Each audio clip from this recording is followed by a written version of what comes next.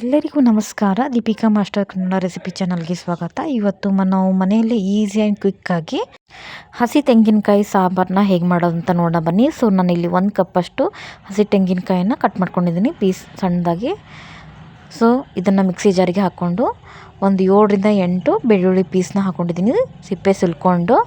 And next ನಾನು ಇದಕ್ಕೆ ಒಂದು ಅರ್ಧ ಈರುಳ್ಳಿನ ಕಟ್ ಮಾಡ್ಕೊಂಡು ಹಾಕ್ಕೊಂಡಿದ್ದೀನಿ. ಸೊ ಇದಕ್ಕೆ ನಾನು ಉಪ್ಪು ಎಷ್ಟು ಬೇಕೋ ನೋಡ್ಕೊಂಡು ಹಾಕ್ಕೊತಿದ್ದೀನಿ. ಸೊ ನೋಡಿ, ನೀವು ಜಾಸ್ತಿ ಖಾರ ತಿಂತೀರ ಅಂದರೆ ಜಾಸ್ತಿ ಹಾಕ್ಕೊಳ್ಳಿ, ಇಲ್ಲ ಅಂತಂದರೆ ಲೈಟಾಗಿ ಹಾಕ್ಕೊಳ್ಳಿ. ಸೊ ಅದಕ್ಕೆ ಮತ್ತೆ ಸ್ವಲ್ಪ ಧನಿಯಾ ಪೌಡ್ರನ್ನ ಆ್ಯಡ್ ಮಾಡ್ತಿದ್ದೀನಿ, ಒಂದು ಸಣ್ಣ ಸ್ಪೂನಷ್ಟು. ಓಕೆ, ನೆಕ್ಸ್ಟ್ ನಾನು ಇದಕ್ಕೆ ಒಂದು ಸ್ವಲ್ಪ ಜೀರಿಗೆನ ಹಾಕ್ತಿದ್ದೀನಿ, ಒಂದು ಸ್ವಲ್ಪ ಪುಟಾಣಿನ ಹಾಕ್ಕೊಳ್ಳಿ, ಇದನ್ನು ಕಡಲೆ ಪಪ್ಪು ಸಹ ಅಂತಾರೆ. ಆಮೇಲೆ ಒಂದು ಹಿಡಿಯಷ್ಟು ನಾನು ಕೊತ್ತಂಬರಿನ ಹಾಕಿದ್ದೀನಿ. ಇದಕ್ಕೆ ನೀರು ಸ್ವಲ್ಪ ಹಾಕ್ಕೊಳ್ಳಿ, ಜಾಸ್ತಿ ಬೇಡ, ಸ್ವಲ್ಪ ಹಾಕ್ಕೊಳ್ಳಿ. ಕಡಿಮೆ ಅನಿಸಿದ್ರೆ ನಿಮಗೆ ಗಟ್ಟಿ ಅನಿಸಿದ್ರೆ ಆಮೇಲೆ ಇನ್ನೊಂದ್ಸತಿ ಹಾಕ್ಕೋಬೋದು. ಸೊ ನೋಡಿ, ಈ ಹದಕ್ಕೆ ನಾನು ಗ್ರೈಂಡ್ ಮಾಡಿದ್ದೀನಿ. ಇದರಲ್ಲಿ ಸ್ವಲ್ಪ ನಾನು ಕೊಬ್ಬರಿನ ಗ್ರೈಂಡಾಗಿ ರುಬ್ಬಿಲ್ಲ, ಸ್ವಲ್ಪ ತೆರಿಯಾಗಿ ರುಬ್ಕೊಂಡಿದ್ದೀನಿ. ಇನ್ನೊಂದು ಪಾತ್ರೆ ಬಿಸಿ ಮಾಡೋಕೆ ಇಟ್ಟಿದ್ದೀನಿ. ಅದಕ್ಕಾದಮೇಲೆ ಒಂದು 3ರಿಂದ 4 ಸ್ಪೂನಷ್ಟು ಎಣ್ಣೆನ ಹಾಕ್ಕೋತಿದ್ದೀನಿ. ಸೊ ಎಣ್ಣೆ ಬಿಸಿ ಹಾಕೋದ್ರೊಳಗೂ ವೆಯ್ಟ್ ಮಾಡಿ ಅದಕ್ಕೆ 1 ಟೇಬಲ್ ಸ್ಪೂನಷ್ಟು ಸಾಸಿವೆನ ಹಾಕ್ಕೊಂಡಿದ್ದೀನಿ. ಸಾಸಿವೆ ಚಟಪಟ ಅಂದಮೇಲೆ ಅದಕ್ಕೆ ಸ್ವಲ್ಪ ಜೀರಿಗೆನ ಆ್ಯಡ್ ಮಾಡ್ತಿದ್ದೀನಿ. ಓಕೆ, ಅದನ್ನು ಆದಮೇಲೆ ಇನ್ನೂ ಅರ್ಧ ಮಿಕ್ಕಿತ್ತಲ್ವ ಈರುಳ್ಳಿ, ಅದು ಕಟ್ ಮಾಡ್ಕೊಂಡಿದ್ದು ಅದನ್ನು ಇಲ್ಲಿ ಆ್ಯಡ್ ಮಾಡ್ತಿದ್ದೀನಿ. ಸೊ ಇದು ಈರುಳ್ಳಿ ಎಲ್ಲ ಹಸಿ ವಾಸನೆಗೆ ಹೋಗೋವರೆಗೂ ಸ್ವಲ್ಪ ಫ್ರೈ ಮಾಡಿಕೊಂಡು ಆಮೇಲೆ ಅದಕ್ಕೆ ಸ್ವಲ್ಪ ಕರಿಬೇವನ್ನ ಆ್ಯಡ್ ಮಾಡ್ಕೊಂಡಿದ್ದೀನಿ. ಸೊ ಇದು ಚೆನ್ನಾಗಿ ಕಲಿಸ್ಕೋಬೇಕು. ಸೊ ನಾವು ಮಿಕ್ಸಿಲಿ ರುಬ್ಕೊಂಡಿದ್ವಲ್ಲ ಕೊಬ್ಬರಿ, ಅದನ್ನು ಹಾಕ್ಕೋತಿದ್ದೀವಿ ಇಲ್ಲಿ, ತೆಂಗಿನ ತುರಿನ.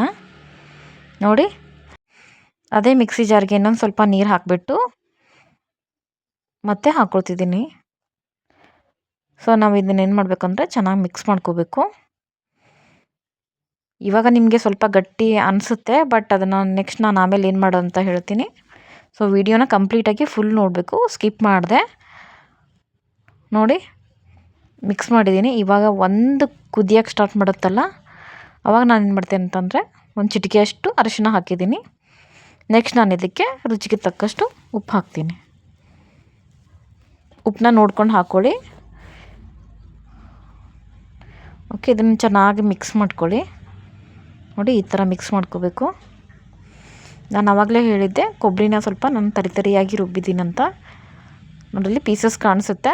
ನೀವು ಬೇಡ ಅಂತಂದರೆ ಫೈನ್ ಪೇಸ್ಟ್ ಕೂಡ ಮಾಡ್ಕೋಬೋದು, ಅದು ನಿಮ್ಮ ಚಾಯ್ಸು. ನಾನು ಸ್ವಲ್ಪ ತರಿಯಾಗಿ ರುಬ್ಬಿದ್ದೀನಿ. ಇದು ತುಂಬ ಈಸಿ ಆಗುತ್ತೆ ಆ್ಯಂಡ್ ತುಂಬ ಕ್ವಿಕ್ ಆ್ಯಂಡ್ ಹೆಲ್ದಿ ಕೂಡ. ಸೊ ಬ್ಯಾಚುಲರ್ಸು ಅಥವಾ ಮನೆಯಲ್ಲಿ ನಾವು ಜಾಸ್ತಿ ಜನ ಇರಲಿಲ್ಲ, ಒಬ್ಬರು ಇಬ್ಬರು ಇದ್ದಿದ್ದು ಅಂದರೆ ಆ ಟೈಮಲ್ಲಿ ಈ ಥರ ಮಾಡ್ಕೋಬೋದು. ಆ್ಯಂಡ್ ದಿನಾಲೂ ಬೇಳೆ ಸಾಂಬಾರು ತಿಂದು ಬೇಜಾರಾಗಿದ್ದರೆ ಒಂದು ಸತಿ ಈ ಥರ ಟ್ರೈ ಮಾಡಿ ನೋಡಿ. ನೋಡಿ, ಕೊಬ್ಬರಿ ಕಾಣಿಸ್ತಿದೆ ಇದರಲ್ಲಿ ಮಧ್ಯೆ ಮಧ್ಯೆ ಎಲ್ಲ. ನೋಡಿ, ಈ ಥರ ಇದು ಅನ್ನದ ಜೊತೆ ಅಂತ ತುಂಬ ಸಖತ್ತಾಗಿ ಟೇಸ್ಟ್ ಬರುತ್ತೆ. ನೋಡಿ, ಕುದಿ ಬರ್ತಿದೆ. ನಮಗೆ ಇದು ತುಂಬ ಇಷ್ಟ. ಸೊ ನಮ್ಮ ಮನೇಲಿ ಯಾವಾಗವಾಗ ವೀಕ್ಲಿ ಒಂದು ಸತಿ ಆದರೂ ಮಾಡ್ತೀವಿ. ನೀವು ಒಂದು ಸತಿ ಟ್ರೈ ಮಾಡಿ ನೋಡಿ, ತುಂಬ ಚೆನ್ನಾಗಿರುತ್ತೆ ಆ್ಯಂಡ್ ತುಂಬ ಸಖತ್ತಾಗಿರುತ್ತೆ ಕೂಡ. ಸೊ ನೋಡಿ, ಇನ್ನು ಯಾರೆಲ್ಲ ನನ್ನ ಚಾನಲ್ನ ಸಬ್ಸ್ಕ್ರೈಬ್ ಮಾಡಿದೆ ಹಾಗೆ ನೋಡ್ತಿದ್ರೆ ಬೇಗ ಸಬ್ಸ್ಕ್ರೈಬ್ ಮಾಡಿಕೊಂಡು ಬೆಲ್ಲೈಕನ್ನ ಪ್ರೆಸ್ ಮಾಡಿ.